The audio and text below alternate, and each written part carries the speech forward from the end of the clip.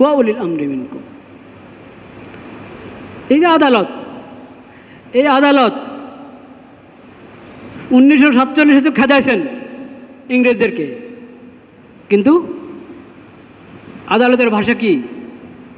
আমাদের আদালতের ভাষা কি, বাংলা না ইংরেজি? হ্যাঁ, কেন ইংরেজি? তাহলে 21শে ফেব্রুয়ারি কোথায় গেল? ইংরেজি কেন? আর নিয়ম নীতি সব 47-এর আগের।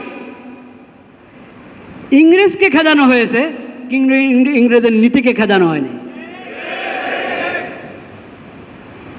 তাদেরকে তাড়ানো হয়েছে, তাদের নীতি তাড়ানো হয় নাই।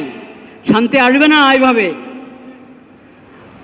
আদালতে এক একটা মামলা কত মাস কত বছর ঝুলে, ঠিক না বেঠিক? কি কারণে? এটা নীতি পশ্চিমাদের নীতি হওয়ার কারণে। ইসলামের কাছে শিখেন মামলা কিভাবে পরিচালনা করতে হয়, লয়ারদের কি দায়িত্ব, বিচারকের কি দায়িত্ব, এবং সাক্ষীদের কি দায়িত্ব, দুই পক্ষের বাদী বিবাদীর কি দায়িত্ব, কিভাবে পেশ হবে, কিভাবে মীমাংসা হবে, ওটা কোরআন থেকে শিখেন, হাদিস থেকে শিখেন, নবীজির সিরত থেকে শিখেন।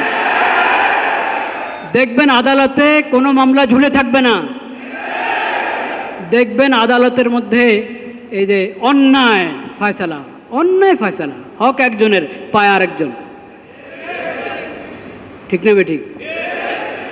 কেন কেন হবে এরকম? কেন হবে এরকম?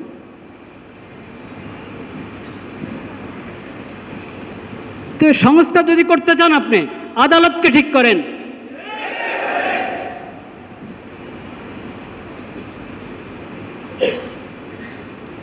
খালি এড়িয়ে যাওয়া, পাশ কাটিয়ে যাওয়া, যাতে আপনার অপরাধীদের কোনো শাস্তি না হয়, আর যারা আপনার হক, সে হক না পায়।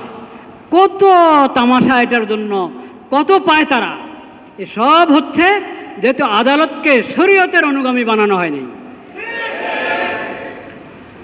আদালতকে ইসলামী শরীয়তের অনুগামী বানিয়ে দাও, তাইলে কোনো ফোন আসবে না।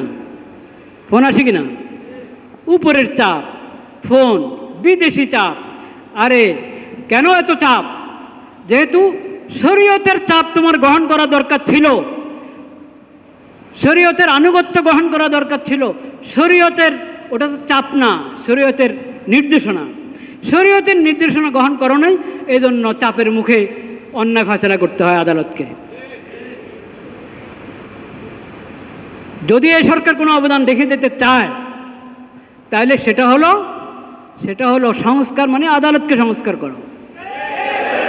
এবং সংবিধানের প্রথম কথা লা ইলাহা ইল্লাল্লাহ মুহাম্মাদুর রাসূলুল্লাহ, এটা তো আছে সংবিধানের মধ্যে। তো দেশের হলো প্রজাতন্ত্রের তোমার কি ধর্ম হলো কি, রাষ্ট্রধর্ম হলো ইসলাম।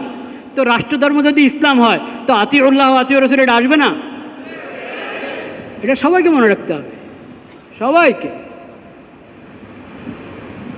আল্লাহ রাব্বুল আলামিন আমাদেরকে হেফাজত করেন।